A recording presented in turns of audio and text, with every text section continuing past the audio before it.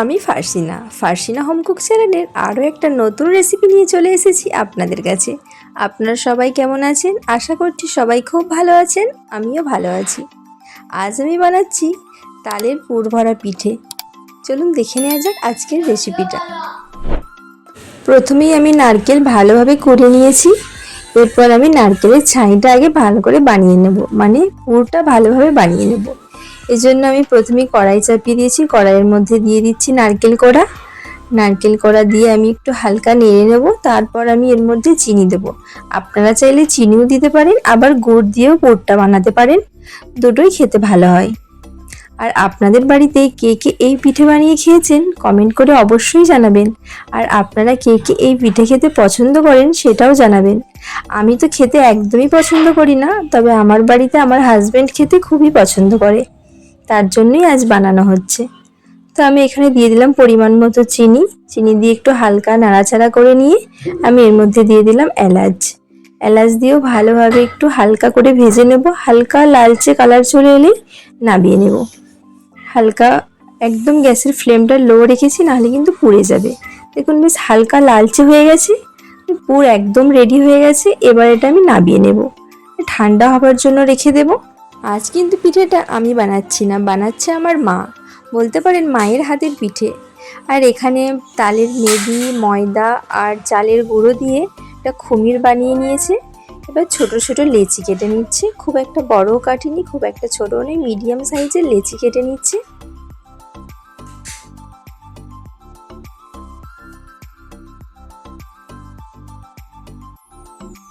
সব লেচিগুলো কাটা হয়ে গেছে। এরপর লেচিগুলো দু হাত দিয়ে ভালোভাবে গোল শেপ করে নিচ্ছে।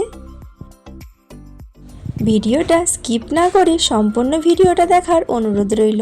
আশা করছি আপনাদের এই ভিডিওটা খুবই ভালো লাগবে।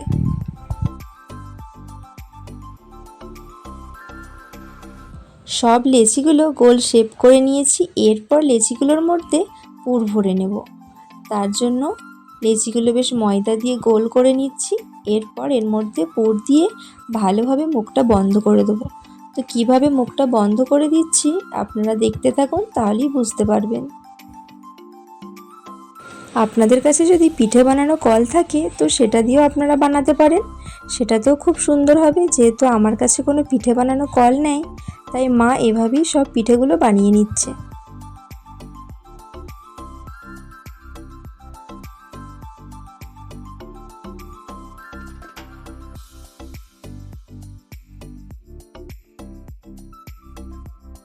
একটা পিঠে রেডি হয়ে গেল।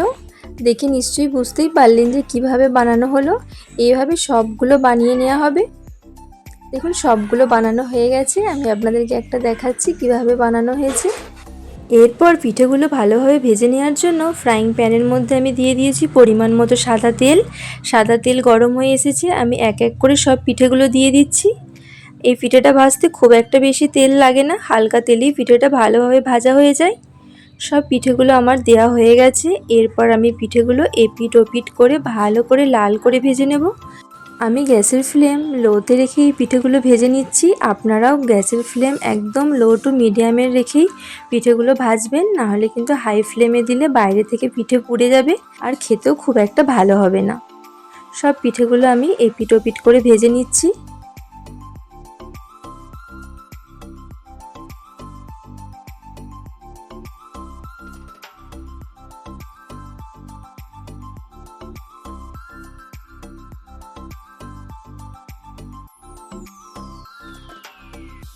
সব পিঠেগুলো বেশ লাল করে ভাজা হয়ে গেছে। এরপর আমি পিঠেগুলো তুলে নেব প্লেটের মধ্যে। দেখে নিশ্চয়ই বুঝতেই পারছেন পিঠেটা কতটা সুন্দর হয়েছে।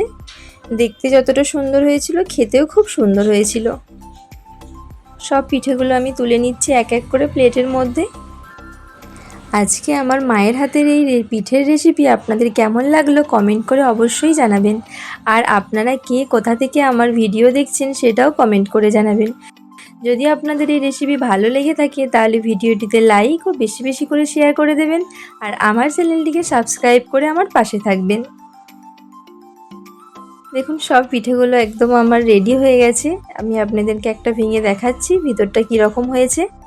দেখে নিশ্চয়ই বুঝতেই পারছেন যে পিঠেটা কতটা লোভনীয় হয়েছে।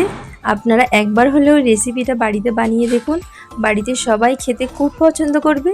আর আজকের মতো এখানেই শেষ করলাম, আবার দেখা হবে নতুন একটা রেসিপির সঙ্গে। আপনারা সবাই ভালো থাকবেন, সুস্থ থাকবেন।